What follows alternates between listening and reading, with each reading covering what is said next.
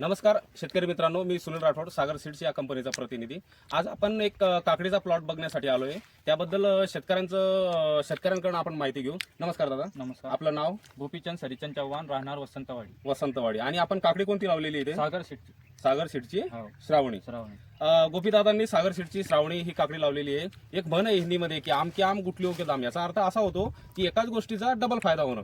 गोपीदादांनी काय केलं, उन्हाळा असल्यामुळे आच्छादन म्हणून ही काकडी लावलेली आहे. आणि मेन म्हणजे ही केळी या पिकात आहे. केळीला उन्हाळ्यात शेक बसू नये याच्यासाठी यांनी काकडी लावलेली होती. बरं गोपीदादा, मला सांगा, या काकडीला तुम्ही विशेष काही सोडलं, फवारणी केली वगैरे? काच नाही सोडला आतापर्यंत. काही सोडलेलं नाही. तरी ही काकडी तुम्हाला किती येते बुवा तरी? तरी एक पॅकेटला 1 क्विंटल चालू. 1 क्विंटल. आणि किती दिवसाने तोडा करता तुम्ही? 2-3 दिवस. 2-3 दिवसाने तोडा करता. शेतकरी मित्रांनो, आजचं रेट काय आहे आजचे?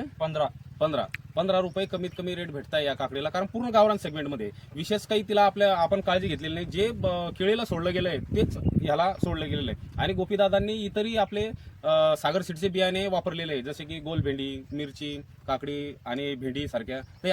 तुम्हाला काय वाटतं सागर सीड बद्दल? कसं काय बियाणं वगैरे कसं काय राहतं? एक नंबर आहे बियाणं. गोपीदादा सांगत होते एकदा मला की जे बी घेतो बा आम्ही, काकडी म्हणा, हे दुसरी बी व्हरायटी घेतो, मिरची म्हणा किंवा गोल भेंडी, तर बियाणं म्हणजे एकच नंबर आहे म्हणे. कंपनी कसं काय तयार करते असा त्यांना प्रश्न पडला की इतकं भारी बियाणं. व्हायरस पण येत नाही, व्हायरस पण येत नाही आणि जास्त मेंटेनन्स नाही. पण लागत नाही.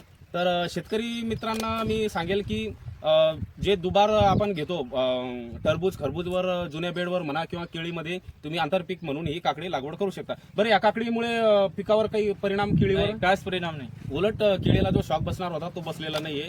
आणि अधिक माहितीसाठी तुम्ही स्क्रीनवर दिलेल्या नंबरवरती संपर्क करा. धन्यवाद.